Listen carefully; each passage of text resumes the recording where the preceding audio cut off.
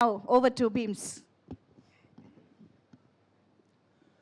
First of all అందరికీ నమస్కారం అండి. ఈ సినిమాకి ఫస్ట్ పాట నన్ను ఫస్ట్ మీట్ అంటే నేను శేష్ సార్ కలిసినప్పుడు, షనిల్ సార్ కలిసినప్పుడు ఫస్ట్ సిచ్యువేషన్ చెప్పినప్పుడు కథల ఒక ఐడియా చెప్పినప్పుడే ఫస్ట్ ట్యూన్ అయిపోయింది రూబరు. దాని తర్వాత నీ వెంటే నేను నా వెంటే నువ్వు ఇది కూడా అయిపోయింది. ఒక చిచ్చుబుడ్డికి మాత్రం ఆల్మోస్ట్ ఒక 30 to 40 వరకు పంపించి ఉంటాను ట్యూన్స్. కాకపోతే అందులో నాకు నచ్చిన ట్యూన్స్ కంటే కూడా ప్రజలకు నచ్చే ట్యూన్ ఏదైతే ఉందో అది మాత్రం శేష్ సార్ ప్రాపర్గా క్యాచ్ చేసి అది మన ముందు ఉంచారు. దాని పేరే చిచ్చుబుడ్డి. అండ్ ఈ సినిమాలో బ్యాక్గ్రౌండ్ స్కోర్లో మీకు మరి ఇంతలా ప్రేమిస్తారా, మరి ఇంతలా ప్రేమిస్తారా, మరి ఇంతగా వేధిస్తారా, మరి ఇంతలా ప్రేమిస్తారా అనే సాంగ్ని పూర్తి స్థాయి పాట ఉన్నప్పటికీ కూడా ఇది ఇక్కడ ఉంటే బాగుంటుందని నన్ను అడిగినప్పుడు నాకు అనిపించింది, ఒక చిన్న మనిషి పూర్తి స్థాయిలో తయారయ్యాక ఒక అమ్మాయి అయినా ఒక అబ్బాయి అయినా ఒక చిన్న బొట్టు దేవుడి రూపంలో మనం ఇక్కడ పెట్టుకుంటే అది గొప్పగా ఉంటుంది. ఒక అమ్మాయిలు అయితే ఇక్కడ చిన్న బొట్టు బిల్ల పెట్టుకుంటే అది అందంగా ఉంటుంది. సో అది చిన్నదైనా పెద్దదైనా దాని ప్రత్యేకత దానిదే కాబట్టి అది అక్కడ ఉండడం నాకు రైట్ అనిపించింది. అందుకే అది దాని సినిమాలో పెట్టినప్పుడు సినిమా థియేటర్లో చూసుకున్నప్పుడు గర్వంగా ఫీల్ అవ్వడం చాలా సంతోషంగా అనిపించింది. ఇకపోతే షనిల్ డియో సార్ డైరెక్టర్ గారు షనిల్ డియో సార్, మిమ్మల్ని కలిశాక మీతో మాట్లాడాక మిమ్మల్ని కలుస్తూ ఉన్నప్పుడు మీతో డిస్కషన్ చేస్తూ ఉన్నప్పుడు పాటల విషయంలో కావచ్చు, పర్సనల్ విషయాల్లో కావచ్చు, నాకు అనిపించింది ఏంటంటే మిమ్మల్ని చూసినప్పుడు మీరు ఎంత శాంతంగా ఉన్నారో మీ మాటల్లో కూడా అంతే ప్రశాంతత ఉంటుంది. నిజం చెప్పాలంటే పోలిక నాకు తెలిసి గొప్పదని నేను ఫీల్ అవుతున్నాను. ఒక మదర్ తెరీసా కనుక నిజంగా బతికుంటే మీ రూపంలో ఒకవేళ జీవించి ఉంటే కనుక అంత గొప్ప మనసుని, అంటే ప్రపంచంలో కరువు లేనిది ప్రేమ ఒక్కటే అని చెప్పిన గొప్ప మనిషి మదర్ తెరీసా గారు. అందుకే నేను అంటున్నాను, ప్రపంచంలో కరువు లేనిది ఒక్కటే ప్రేమ ఒక్కటే. అలాంటి ప్రేమని ఇవ్వగల మనసున్న గొప్ప వ్యక్తి Shanil sir. And thank you so much. వీలుంటే చెప్పండి, మీతో కలిసి నెక్స్ట్ ప్రాజెక్ట్ చేయాలనిపిస్తుంది, నాకు చేయాలనే కోరిక ఉంది నాకు. ఇకపోతే రెండోది, చాలాసార్లు సహనాన్ని కోల్పోతూ ఉంటాం, చాలాసార్లు ఓపిక నశించిపోతూ ఉంటుంది, చాలాసార్లు మనకు కోపం వస్తూ ఉంటుంది. ఎందుకు ఈ పని, ఎందుకు ఇదంతా అని ఒక తెలియని నిరాశ మన దగ్గరికి వస్తూ ఉంటాయి. కానీ పూర్తి స్థాయి ఒక పనిని ప్రేమించి పూర్తి స్థాయిలో దాని పట్ల బాధ్యతగా దాని మీదనే దృష్టి కేంద్రీకరించి ఒక పనిని సగర్వంగా ప్రపంచం ముందు నిలబెట్టగలమని ఒక పూర్తి స్థాయి సహనం కలిగినటువంటి ఒక వ్యక్తిని, పూర్తి స్థాయి ఒక ఓపిక ఉన్నటువంటి వ్యక్తిని, పూర్తి స్థాయి నాణ్యత గల పనిని తీసుకోగలిగే శక్తివంతమైన వ్యక్తిని నేను కలుసుకున్నాను. ఆ వ్యక్తి పేరు అడవి శేష్ సార్. ఇది ఎందుకు చెప్తున్నానంటే, వేదిక ఎక్కాం కదా 4 మాటలు చెప్పేసి వెళ్ళిపోవచ్చు, 4 కహానీలు కూడా చెప్పేసి వెళ్ళిపోవచ్చు. నేను ఆయన కలిసినప్పుడు, భీమా నేను కొంచెం అది, నేను కొంచెం ఇది, నేను కొంచెం నువ్వు ఇబ్బంది పడొద్దు అనేవారు. నేను అన్నాను, మీరు ఎప్పుడైతే రూబరు పాటను నా దగ్గర నుంచి ఒక ట్యూన్ రూపంలో తీసుకున్నారో నేను అప్పుడే ఫిక్స్ అయ్యాను. ఓకే, నేను ఏ ఉద్దేశంతో అయితే చాలాసార్లు ఇలాంటి పాటలు చేయాలని కోరుకున్నాను, ప్రజల ముందు తీసుకెళ్లాలనుకున్నాను, అలాంటి ఒక సినిమా నాకు దొరికిందని నేను ఆశపడ్డాను. అప్పుడు ఏమనిపించిందంటే, నేను సార్తో ఒక మాట అన్నాను, సార్ నేను యాజ్ ఎ మ్యూజిక్ డైరెక్టర్గా మీతో నేను కలిసి పనిచేయట్లేదు, నేను యాజ్ ఎ భీమాగా మీ దగ్గర కలిసి పని నేర్చుకుంటున్నాను. అది నాకు చెప్పడానికి ఈ పూట కూడా నేను గర్వంగా ఫీల్ అవుతున్నాను. బికాస్ ఒక కొత్త తరహా ఆలోచనని ప్రపంచం ముందు తీసుకెళ్లాలంటే కొత్త తరహా మనస్తత్వం కలిగిన వ్యక్తులతో సహవాసం చేస్తేనే సాధ్యమవుతుంది.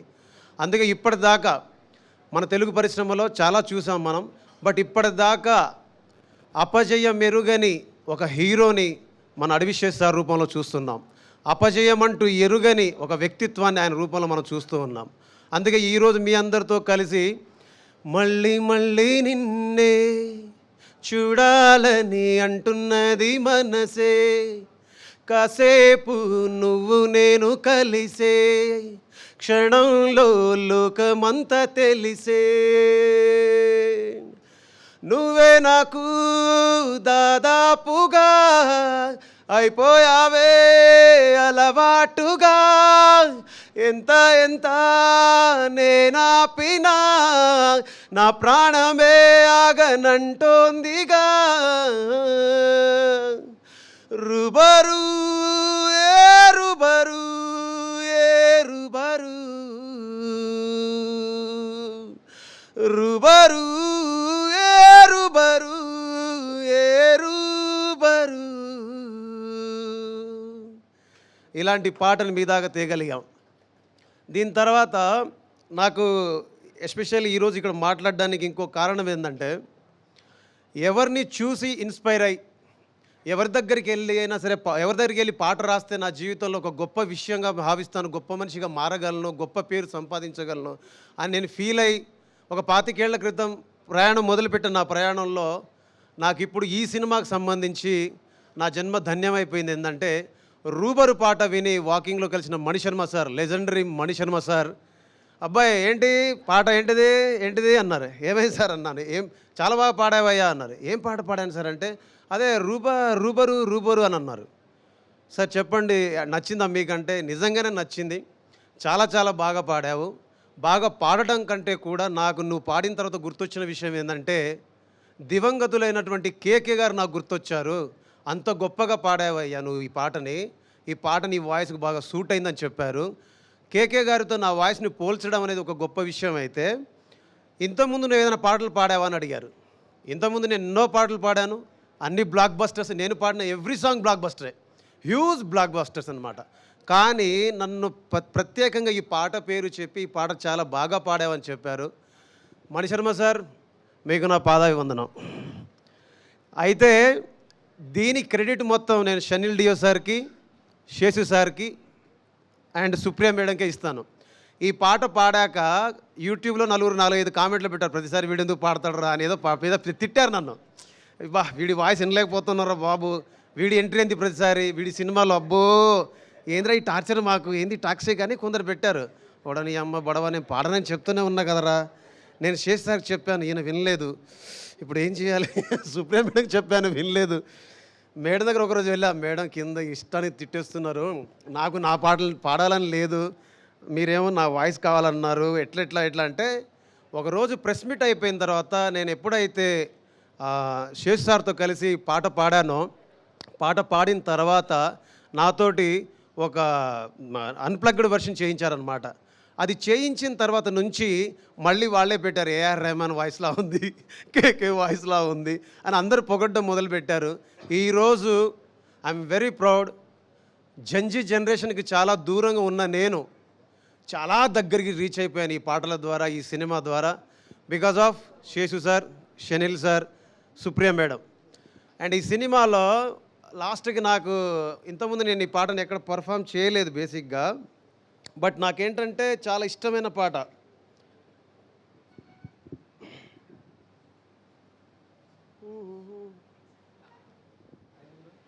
శుభ్రంగా సార్ మీరు పాడతారంటే మాకు అంటకంది అంటే మనం టైం తీసుకోవద్దు. అన్ఎక్స్పెక్టెడ్ మ్యూజికల్ కాన్సర్ట్ ఈరోజు థ్యాంక్స్ మీట్లో. ఏ రోజైతే వదిలేసి వెళ్ళావు నా ప్రేమని, ఆ రోజునే వదిలేసుకున్నాను నాశని.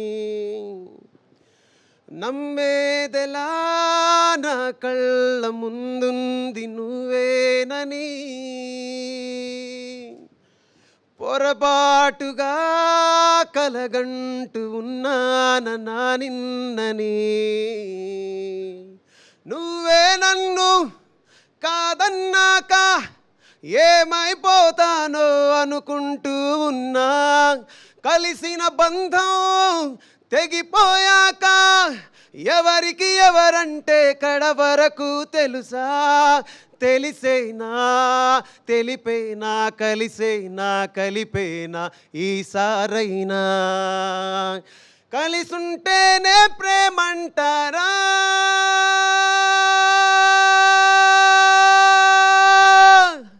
నిజమంటేనే కల అంటారా,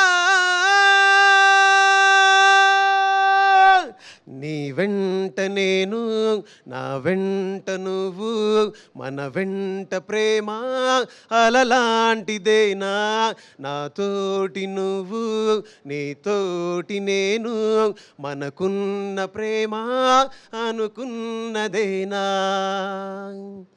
ఈ పాటలు రాసిన భాస్కర్ భట్ల సార్. సార్ ఒకసారి రండి.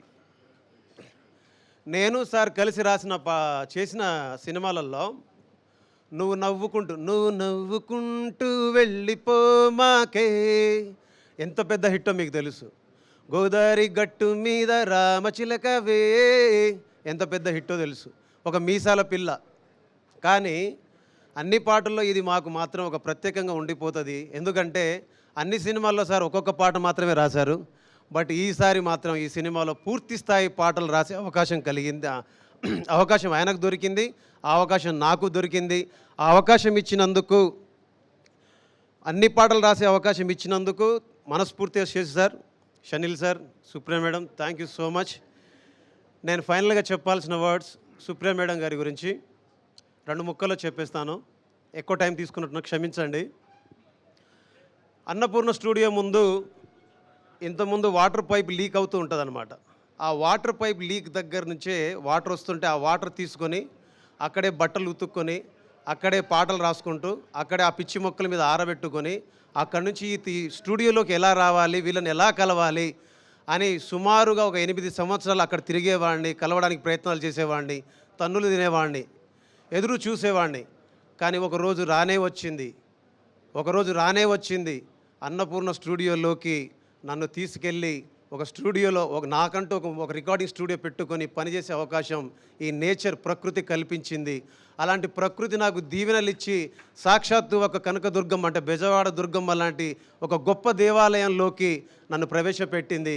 అక్కడ సుప్రియమ్మను కలిసే అవకాశం, మాట్లాడే అవకాశం మాత్రమే కాకుండా కలిసి సినిమా చేసే అవకాశం, అన్నపూర్ణ స్టూడియోస్ ప్రజెంట్స్ అని పెట్టుకున్నప్పుడు పైన ఆ బ్యానర్లో సినిమా చేసే అవకాశం అండ్ మేడంతో కలిసి సాక్షాత్తు కలిసి పనిచేసే అవకాశం దొరికినందుకు భగవంతుడికి, ప్రజలకి, నాతో నన్ను నడిపించిన పాటకి నేను ఎప్పుడు ధన్యవాదాలు చెప్పుకుంటూ, అమ్మ థ్యాంక్ యూ సో మచ్ అమ్మ, మీకు రుణపడి ఉంటాను. మీ స్టూడియోలో అంటే నేను అడుగుపెట్టిన దగ్గర నుంచి అమ్మ ధమాకా బ్లాక్ బస్టర్, బలగం block buster, mad block buster, mad 2 block buster, Tillu square block buster, సంక్రాంతికి వస్తున్నాం block buster, Shankara Varaprasad block buster, now my dacoit Adivi Sesh sir dacoit also block buster. Thank you so much, thank you so much, love you all.